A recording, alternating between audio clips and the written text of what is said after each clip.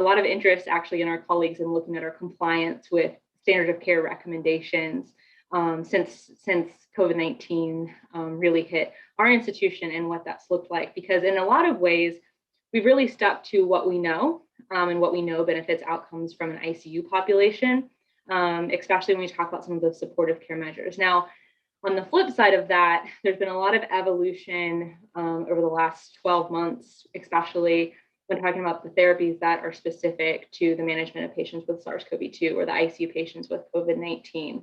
And that's just been a whirlwind, I feel like, with different information sources and all the ongoing trials. The ICU is a totally different population at times compared to what we see from an outpatient or a floor inpatient perspective. So that's really evolved over the last 12 months.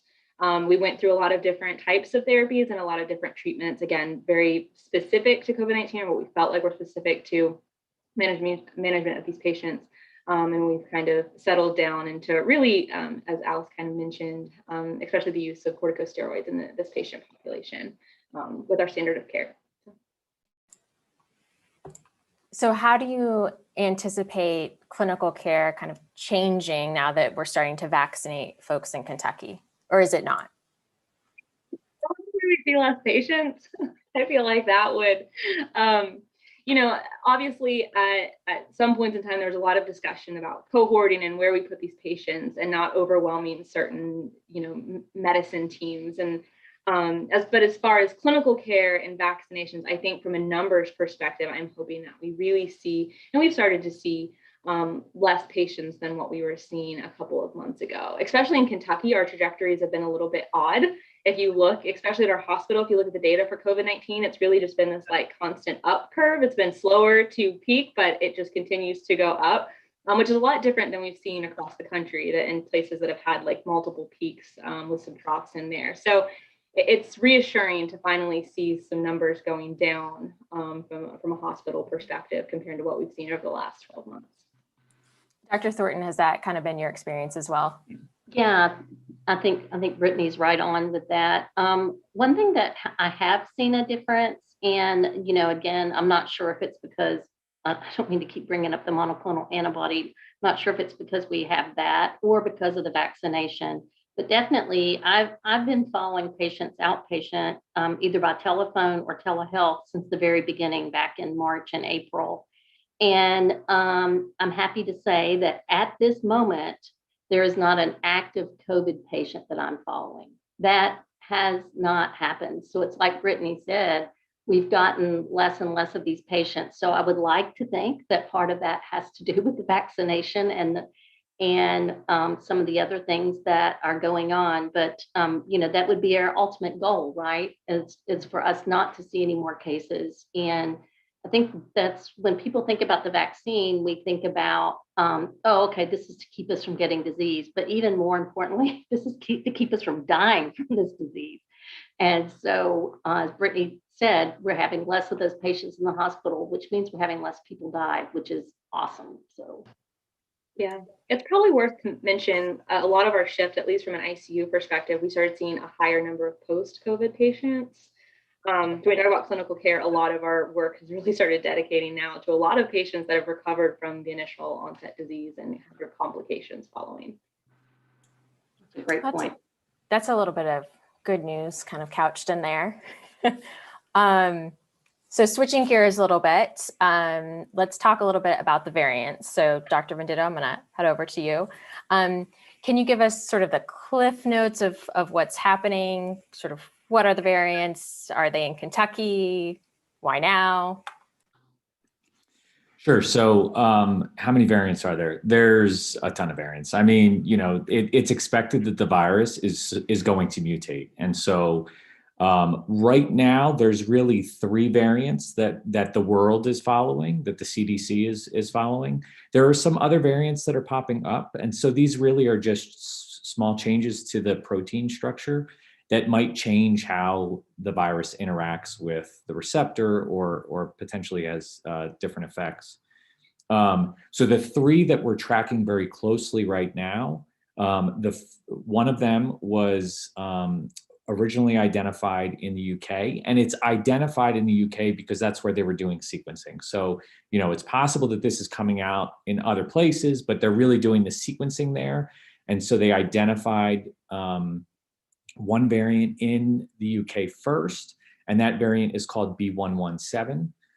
There are, as of the CDC's website today, there are 5 cases in Kentucky that we're aware of. The other 2 variants, there are no cases in Kentucky at the moment. Those variants, one variant was first sequenced in South Africa. That one's called B1351. And the other variant that was first sequenced in Brazil is called P1. And so we haven't seen any of those variants in Kentucky yet, of the one that was first sequenced in Brazil and the one sequenced in South Africa. There are hotspots in the country where we are seeing a lot of these other variants. So Florida is, I think, leading the cases with those other variants. There's a number of variants in Michigan and California, and a few other states in there as well. But so far, Kentucky is doing okay. It is expected that the variants may increase in Kentucky. I mean, I think we are expecting that, even though it sounds like, from a clinical perspective, sounds like hopefully, turning that curve, as Drs. Bissell and Thornton pointed out. But I think, we still have to be aware that this may happen and that we may see increased cases because of these variants. And then I think the third question you had there was, why now? And really it's because we're sequencing now. So variants, as long as the virus is allowed to spread, and as long as we have people who are infected and spreading the virus to other people, there's an opportunity for variants to pop up, because they're just small mutations that occur from spreading the virus. And so, we've been at this a year, so it's had a year for variants to pop up. We're now sequencing the virus, and so we're able to identify them. And so it's kind of all of these things coming together, which is why we're now seeing these variants really come to the forefront of discussion, and really be what we're most concerned with at this time. So one of the biggest questions that I keep hearing over and over again is, we've got these 3 vaccines, Pfizer, Moderna, Johnson & Johnson. So do these work against the variants? Yeah, so that's a good question. Every time a new variant comes up, the pharmaceutical companies and the government are hard at work trying to make sure that the vaccines are still effective. And so far, what we've seen is that the Pfizer, Moderna, and Johnson & Johnson vaccines are all still effective, although with slightly less efficacy. And so, we saw, I don't remember the numbers right now off the top of my head, but we see about a 10% reduction in vaccine efficacy in those subjects. I will say it's tough to really compare each of the vaccines, because they were all done in different populations at different times during the pandemic. So it's tough to compare them. But in general, what we see is about a 10% reduction in efficacy with some of the different variants. The other thing that I want to point out, though, because, and I don't know, maybe we're going to come to this question later, but Dr. Thornton brought up monoclonal antibodies a few times. And that's one of the places where we have to be concerned, because those monoclonal antibodies, they target specific places on the virus. And some of those mutations that are occurring in those variants are then not targeted by those monoclonal antibodies anymore. So it's really important to know, for the clinicians to know, what therapeutic they're using, so that they're able to use an effective monoclonal antibody that will still target the virus. So one of the questions that came through is, so will we need to get a vaccine every year, like we kind of do with the flu? So that is certainly possible. It's really tough to know right now.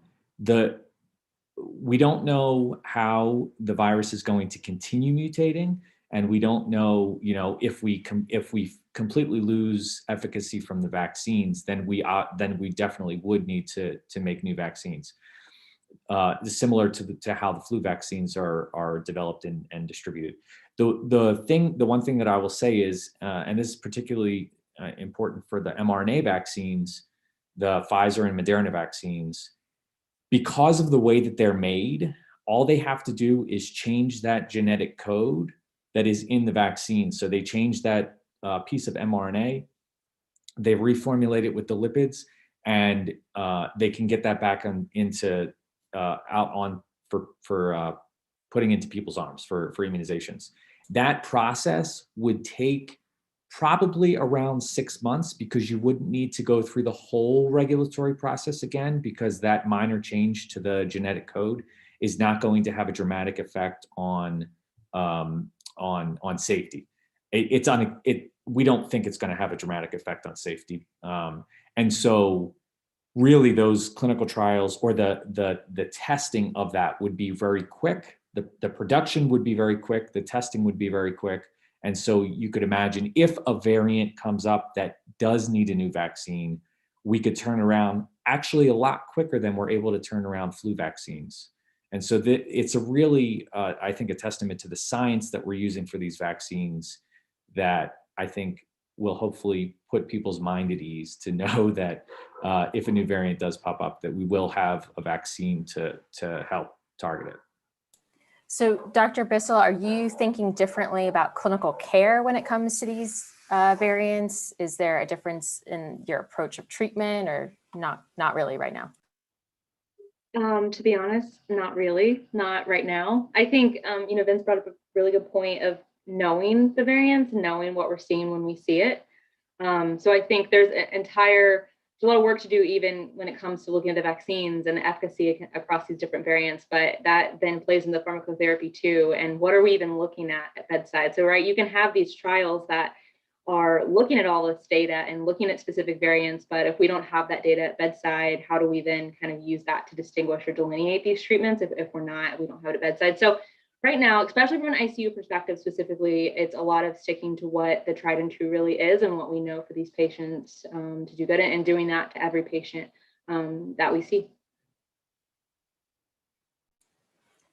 Dr. Venditto, back to you. Are there reductions in efficacy with the variants, just in overall efficacy, or are the vaccines also less effective in reducing hospitalization/death due to the variants?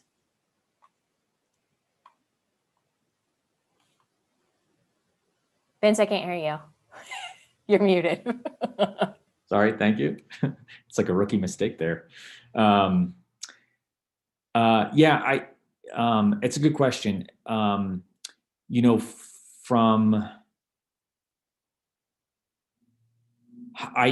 I think they're still trying to figure that out, honestly. We know that there's a reduction in progression to moderate to severe disease with the vaccines, but when you're doing these trials, you're looking, if the question is whether or not you're preventing severe disease and death, you have to be properly, you have to have enough patients in those trials to properly determine whether or not you are preventing death. And so the death rate for this virus is actually relatively low. So that means you would need a lot of patients in these clinical trials to say that definitively. So based on the evidence that we have, yes, it's preventing moderate and severe disease and very likely preventing death. But I don't think that we have the clinical, the patient numbers yet to determine that specifically. So would folks even know if they have the variant or not? Does that come up in testing? So it doesn't come up with routine testing. Well, it really doesn't come up with routine testing. It is possible to get an indirect indication of what variant you may have through routine testing. Really, what it requires is whole genome sequencing of the virus to figure out where the exact mutations are and what exact variant that a patient has. And as far as I know, and maybe Dr. Thornton or Bissell can correct me, but as far as I know, the FDA is not recommending that clinicians inform patients of what exact variant that they have.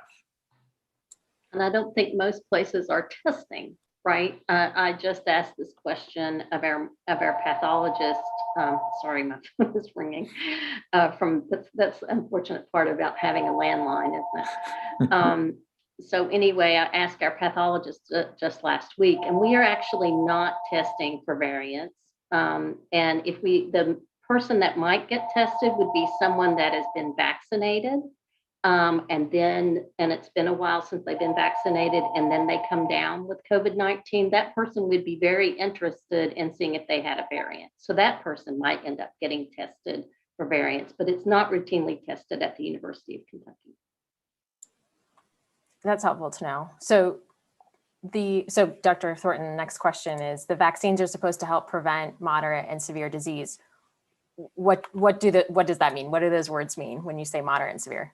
Yeah, so sorry to come back to the disease itself again, as far as how it plays out. But again, the majority of people that will get COVID will either be asymptomatic or mild. The people that we're really targeting, as Vince has sort of alluded to, are those people that are in that moderate and severe category and death. That's, a big thing that we want to be able to measure with the vaccines as well. And they're very effective. That's the great news, is these vaccines, all three of them that are out there, are very effective in preventing moderate and severe disease. So just to reiterate what moderate disease is, a moderate disease person is going to be in the hospital. So this is someone that's going to have pneumonia. They're going to be in Brittany's shop in the ICU with severe disease. They may end up on the ventilator. They may have multi-organ disease, kidney disease, heart disease. They may have thrombosis. So those are the things that we're trying to really avoid. And then, of course, ultimately death is another one. But as Vince said, it's not so much that so many people die of this, but it's what can happen, to you in that path to death that we would like to avoid, and would like to avoid mild, moderate, and severe disease altogether. But it's very, very effective in keeping you out of the hospital. Great, thank you. Dr. Venditto, so we've heard that the variants are more contagious. Can you walk us through what that means? Sure. So, based on population studies where the variants were first identified, what they found was that over a specific period of time, when they sequenced the variants that were in the population, and then they looked a few months later, they saw that there was a significant increase in these new variants. And so from that, they're able to extrapolate, and they can say that originally the report in the UK came out that the new variant was 70% more infectious. I think that was probably an overestimate. The estimates are closer to 30 to 50% more infectious. And that doesn't mean that they lead to worse disease necessarily. It just means that it's able to circulate through the population better. There's a number of reasons why this can occur. And so, when these variants occur, they can either get into cells better. So that mutation allows them to basically, it's kind of like Velcro, I guess you can think about it. And so the virus is able to stick to the cells and get into the cells better. And that variant allows that to happen. It's also possible that occasionally you will have a variant that will have less symptoms. And so if you're asymptomatic, it's more likely that you'll spread to somebody else because you don't know you're sick. And so that's one of the mechanisms that a variant can use to basically spread to infect more people. When variants become more deadly, they actually spread less because you end up losing the host, right? So if a person's dying, then they're not spreading it. And so really it's kind of the virus is evolving to find that appropriate balance where it can, infect people and not necessarily kill people. And that's what makes the most infectious virus, is something that is able to spread without symptoms and is able to spread through a community rapidly. So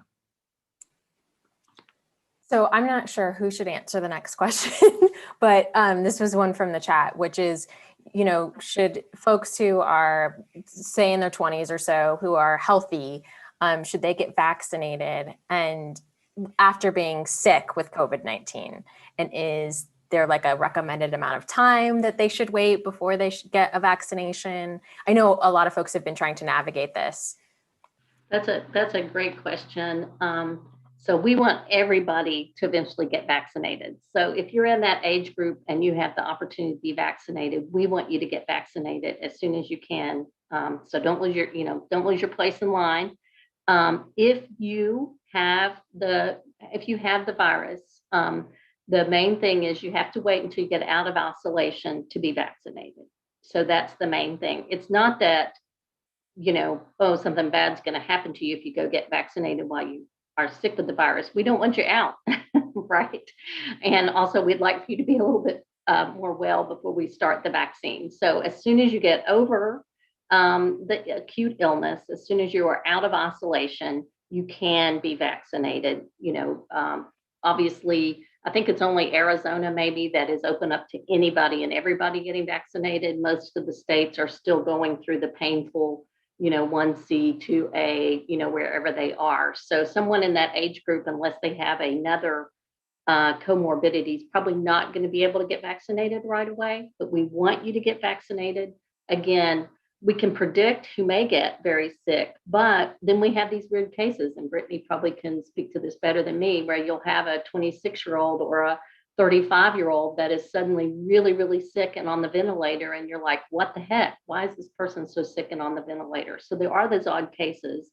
And then as far as long COVID, people that have symptoms, 5 and 6 and whatever months down the road, those aren't necessarily people that are older. The majority of the people that I've seen with long COVID have been in their 30s. And that's what some of the Wuhan data sort of shows. The median age are people that are in their 30s to 40s. So again, we want everybody to eventually be vaccinated. So yes. Thank you. Can I follow up on that from an immunologic perspective? Yeah. So there's, when we think about the immune response that's induced to the virus, you're going to have an immune response, and everybody's going to have a slightly different immune response to the virus. And so some people may have a very strong response that wanes over time. Other people might not have as strong a response. The vaccine is really designed to give everybody an equal immune response. And that's what the data shows, that if you're infected, you don't have not everybody has the same response, and it's not always as strong. That vaccine really basically puts everybody on equal footing so that they're able to fight the infection. The only thing that I would say, and maybe Dr. Thornton can comment on this, patients who have received monoclonal antibody therapy is the only time where I would potentially consider not getting a vaccine, because that monoclonal antibody therapy stays in your circulation for about 90 days. And so if you get the vaccine while the monoclonal antibody is still in circulation, the monoclonal antibody can basically inhibit the immune response, because the monoclonal antibody is targeting the protein that's being produced and basically not allowing your immune system to do its thing. I think the CDC's most recent recommendation is no vaccine within 90 days after monoclonal antibody. I think the question may have stemmed, I think they have a little bit looser statements as far as the 90 days if you have had an infection, even without a monoclonal antibody. I think that stems from the fact that the rates of reinfection after having COVID are usually pretty low in the first couple of months, but I would agree with the comments that, if you can get the vaccine, to go ahead and do so. Yeah, and I'm glad that Vince pointed that out, that it's really variable what people's own immune system immunity is going to be. And so I really like that example that it gives you a level playing field. And what I've been saying to my patients that have gotten monoclonal antibody when they're asking about the vaccine is, if you think about it, they've gotten like a vaccine, so to speak, for 3 months that's in their body with that monoclonal antibody protection there. And so the nice thing about being able to wait is that you're prolonging how much more protection you're going to get. So you've got that 3 months from when you got the monoclonal antibody. And then if you get vaccinated at that point, at the end of that, then you've just sort of, spread out your protection, which is a good thing. So. Thank you. Dr. Bissell, I'm going to come back to you. So the next question is kind of a sensitive topic. So we get a lot of questions about children. And do you think it's safe to send children back to the classroom with unvaccinated caregivers at home?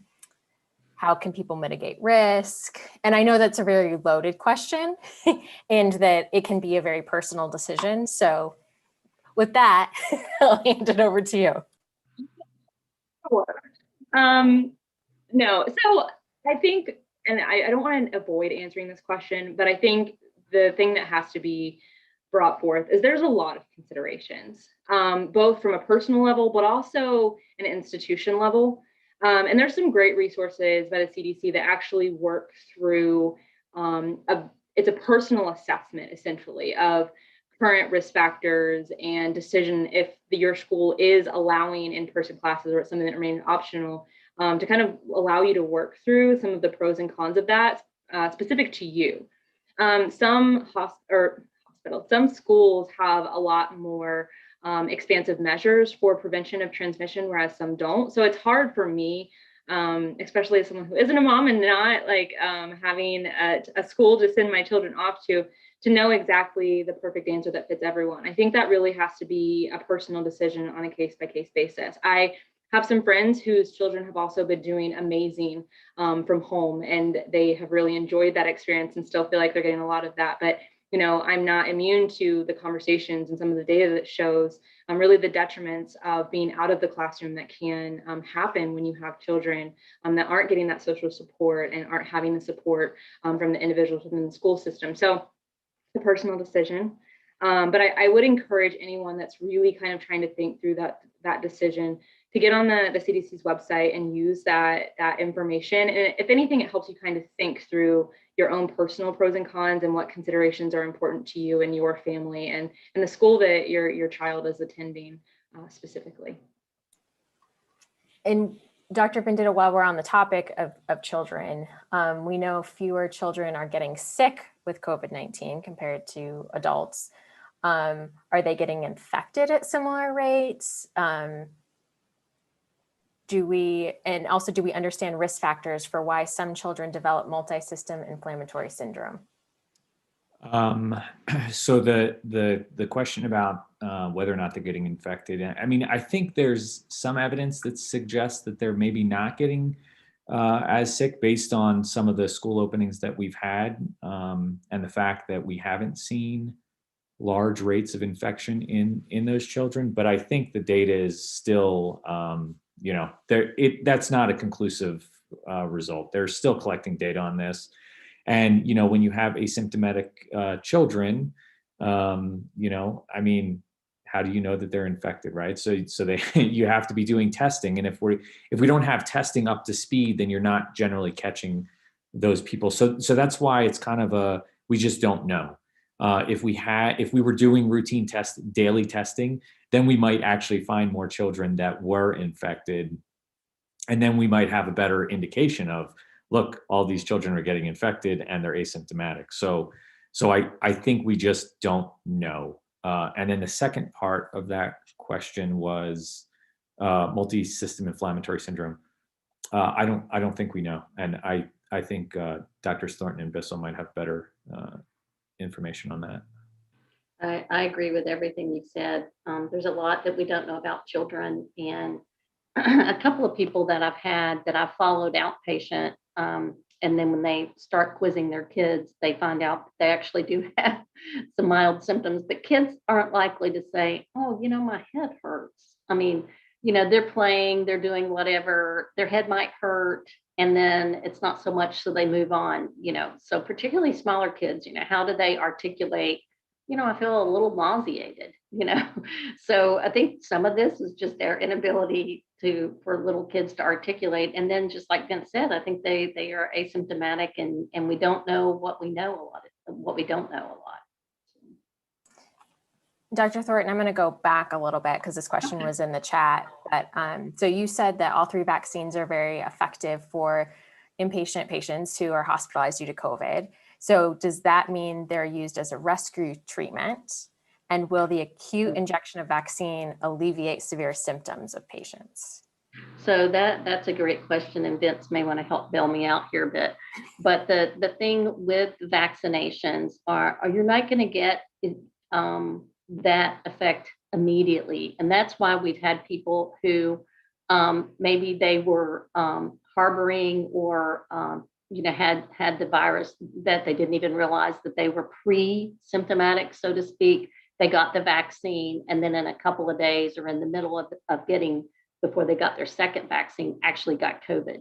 And so it takes a little while for the vaccines to work. And when we talk about giving someone something to keep them from getting really sick with the virus, that means that you're going to have something that's going to work immediately. And that's not what vaccines do. These vaccines, we need about a 2-week turnaround for them to really build up that immunity in your body. And so I already mentioned that when you're exposed, most people are going to develop the infection by day 10. And really a large proportion of people are going to develop it by day 4 or 5. So it's just not enough time for that vaccine to kick in and help you out, to keep you from getting it. Thank you. Dr. Venditto, I'm going to shoot this next question from the chat to you, but do any or all of the vaccines have preferential efficacy across any type of demographic? So this one is race, ethnic demographic. There's another question about which one's the best for Latinx or Black individuals.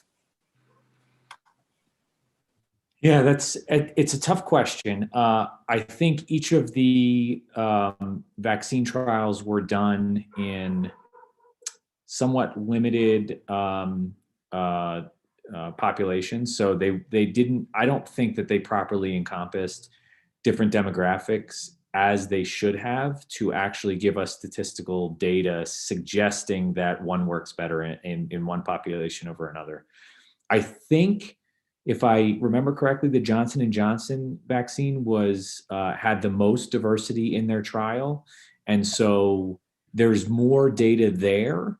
And that data is also, from around the world. So they had a lot of different populations in that trial. And I would echo that just from our experience with our colleague, Dr. Greenberg here at UK.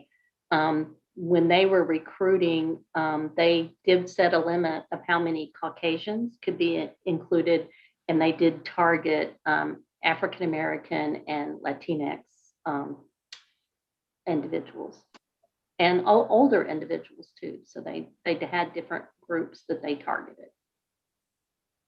That's the Johnson & Johnson.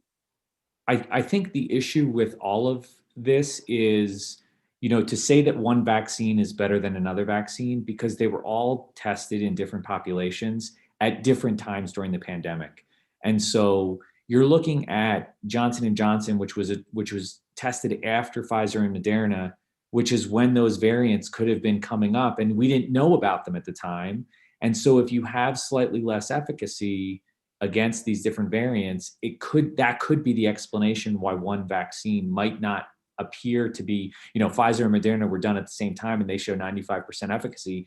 If you're not at 95% efficacy, you might not look like as good of a vaccine, but that's because the conditions are different at when the vaccines were tested. So I think we just need to be very careful about comparing different vaccines.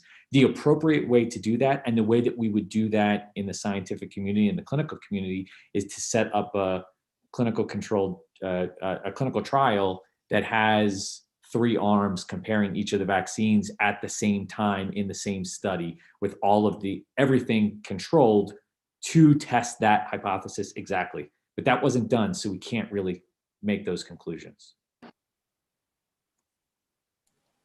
think it's important to know, especially with the Moderna and the Pfizer trials, that it's fair to have reservations, just because, we continue to see minority populations underrepresented in large clinical trials. And that's something that I think science is working towards progression on. And in fact, with COVID-19, we've seen some of the largest numbers from a minority perspective as far as enrollment in clinical trials, but those numbers are still around 10%. As far as it pertains to the Pfizer and Moderna. I know that there have been some studies that try to look at the efficacy based on racial group. And I, as far as I'm aware, specifically to Pfizer and Moderna, I think those are still in preprint or preliminary reports. And obviously they're post hoc or retrospective analyses are a little bit more difficult to interpret as well.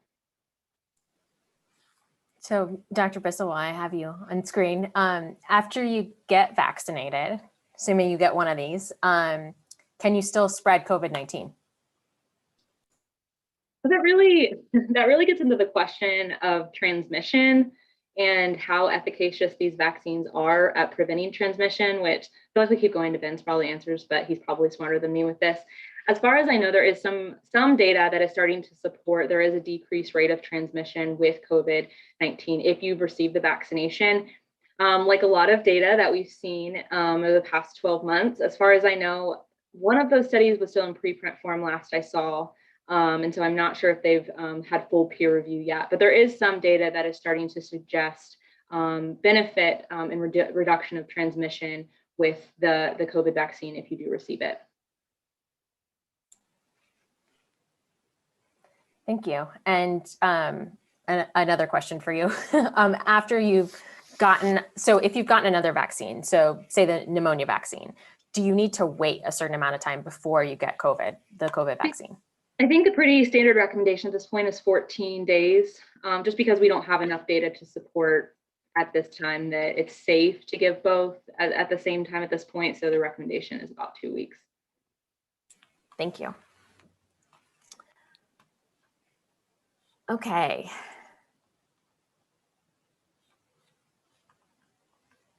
So Dr. Venditto, this one's for you. I just lost the question. Oh, here we go. What are your thoughts on people gathering with vaccinated older friends and family, even if you're not eligible to get vaccinated? Yeah, there is risk associated with this, right? So even if you and there's a number of points that I'll touch on, I guess. So if you're not vaccinated, you can obviously, and as Brittany just mentioned, if you're vaccinated, you can potentially still transmit, and we still don't have a final answer on that of whether or not you can transmit. So if you're visiting somebody who was vaccinated, it is possible that they can transmit the virus to you, and you can have serious symptoms and progress to COVID. There is certainly risk. I mean, there is even risk if everybody's vaccinated. There's still risk there, and part of the risk comes from a few different things that we talked about today, and one of those things is asymptomatic infection. So if you're vaccinated, what the clinical trial showed was that it prevents progression to mild, moderate, severe disease.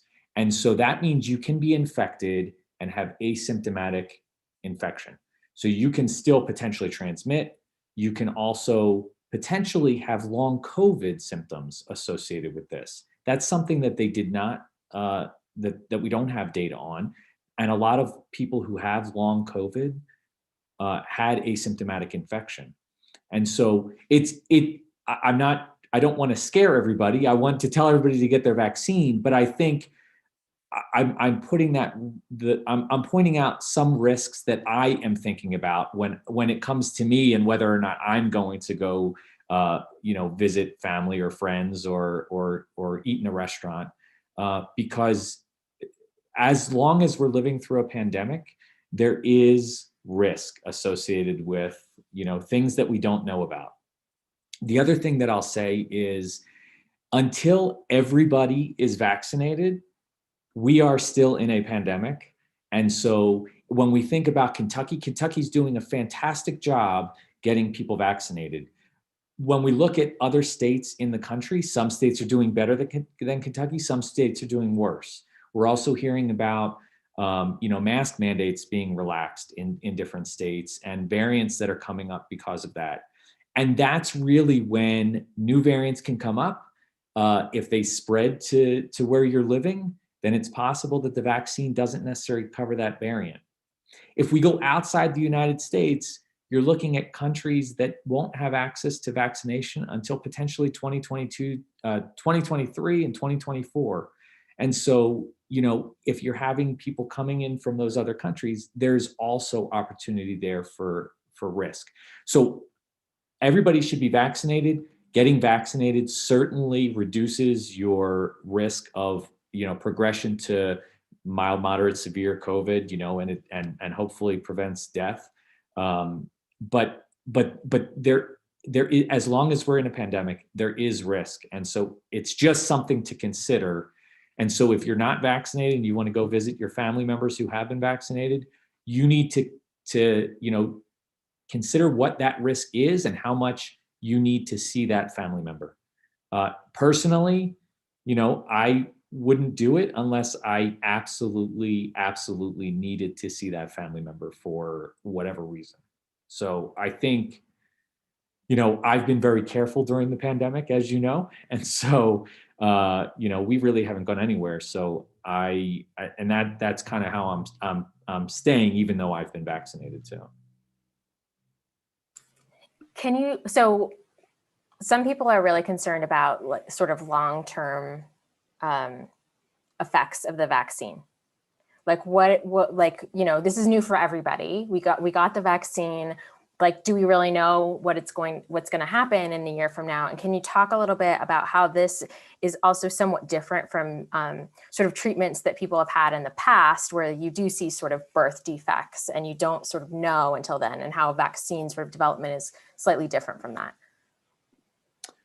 So typically when a vaccine is approved, so first I'll say, this vaccine was approved in under a year. Okay, so from the time that we got the sequence all the way to the time it was approved under emergency use authorization, it was less than a year, which is the fastest that we've approved a vaccine. The reason that it was so fast is because they were able to recruit so many patients into the clinical trials so rapidly, and they accelerated manufacturing. So that all the manufacturing was done up front. Typically, you wait to manufacture the next dose before you start a phase 2 and then before you start a phase 3. And so everything was compressed so that they could manufacture everything early. They could do phase 1 as soon as they got positive data. The safety monitoring board said, look, phase 1 looks good. We can progress to phase 2. They already had all of their vaccines, and they had already started advertising for phase 2 and phase 3 trials before they actually started. So everything was really compressed, but no steps were skipped. What the FDA typically wants to see when a vaccine is approved is 6 to 8 weeks after the second dose. And that's because when we see some of those adverse effects that are sometimes seen in vaccines, they're generally seen 6 to 8 weeks after the second dose. Any longer than that, we generally don't see any long-term effects. So the FDA did not see any of those adverse effects. There were a few reports of anaphylaxis, and they are patients that had prior allergic reactions, food allergies, not seasonal allergies, but allergies that would cause severe allergic response that you would potentially need an EpiPen for. And so they weren't really seeing any of those, any of those effects that we may see with vaccines. Those diseases that can very rarely come up during vaccine trials, they happen in, I think there have been 35 reported cases of transverse myelitis, which is one of the conditions that they were concerned about with one of the vaccine trials that was halted because of that. And they've only seen, in all the vaccines that have been administered, flu vaccines, the COVID vaccines, they've only had 35 cases reported over the past 70 years or something. So it's really very rare for things like this to happen. And that's because all of the safety and efficacy trials are done before approval. So once a vaccine comes on the market, we can say with some confidence, because of everything we know about every other vaccine, that that they are safe and it's unlikely to have long-term effects. Again, you know, we still collect data after they're approved to make sure that they are actually safe. And every time there's something that happens, it's reported. And so all of that data is continuing to be compiled. And if something happens and comes up, then, you know, there will be investigation into it to see if there is any real issue with what that is. So maybe that was long-winded, but hopefully it answered the question. That was helpful. And then also going back to the previous question about gathering together, can you state what the new CDC guidance is for folks who are vaccinated? Yeah. So the new CDC guidance, I believe, is if you're vaccinated, you can gather in a house or in a closed space. Again, you know, I think this comes down to personal preference. It's the same as Brittany was saying with the sending your kids to school. It's really personal preference. I can tell you that I probably won't be gathering in houses with anybody, even though I'm vaccinated, even if everybody else was vaccinated. It's just not something that I'm interested in doing right now. I mean, certainly I want to see my friends and I want to be able to get into a house with people and, you know, and relax, but it's not something that I'm planning on doing anytime soon, really. Outside, I'm more comfortable with it. Sorry. Yeah, and if I can just add to what Vince is saying, the new guidance, we do need to make sure people understand that this is in non-healthcare settings, and it's talking about private, just like Vince said, we're talking about private homes. So you can't take those recommendations that have just been made and apply them to your place of work. And also, if you're someone that works in a setting like a nursing home or a jail setting or something like that, you can't take and apply those to there either. So it really is very limited, those recommendations are. I mean, they're, you know, it's nice. It's a nice thought, as Vince said, but you do have to take those recommendations with a grain of salt. Thank you, Dr. Thornton. And so now that COVID has been around for a year, can you talk about some of the long-term effects and how would you, because we talked about asymptomatic people getting long COVID and sort of how do you know? Yeah, so this is a great question, and one that when we talk about some of the long-term effects that can happen to people, and unless you followed a COVID patient or have friends or family or you yourself have been affected, I think it's hard to really wrap your head around this. There's been a couple of studies that are out there. One was with the Wuhan data, and it was looking at hospitalized patients. And just look down at my notes here for a second on that. So in those patients, they looked at what were the effects 6 months later. So think about that, 6 months later for those patients. So we're talking about patients that were moderately or severely ill because they were in the hospital. And so it was not uncommon for those patients to have some long-term effects, even at least one effect, at least 6 months later. And the most common that people complained about was fatigue, muscle weakness, and that was 63% of people that reported symptoms. That's what they reported. And I think as a society, we're not very kind to people that say they're fatigued. You know, we really just don't want to hear about it if you're tired, you know. But if you're that individual and you're used to working an 8 or 12-hour day, and suddenly you can't do that anymore, that's really significant for you. And so that really resonated with me, seeing that data. And then 26% sleep difficulties was in 26%. And here's another one that are some long-term symptoms that people can have. Anxiety, depression in 23%. So those are all things that, you know, to be honest with you, I don't think we're very kind. As a society, we really want to hear if you can't sleep, and we really don't want to hear if you're depressed or have anxiety. I mean, I hate to say it, but that's just our attitude, I think, or I feel that from our medical community sometimes. You know, we groan when we know we have to deal with that. And so it's unfortunate because those are some of the more common complaints that people have after they've been hospitalized. And then Brittany can talk about what happens to patients that have been ventilated. That's a whole different story of what kind of complications they might have. And then there's some UK data, not University of Kentucky, but United Kingdom data.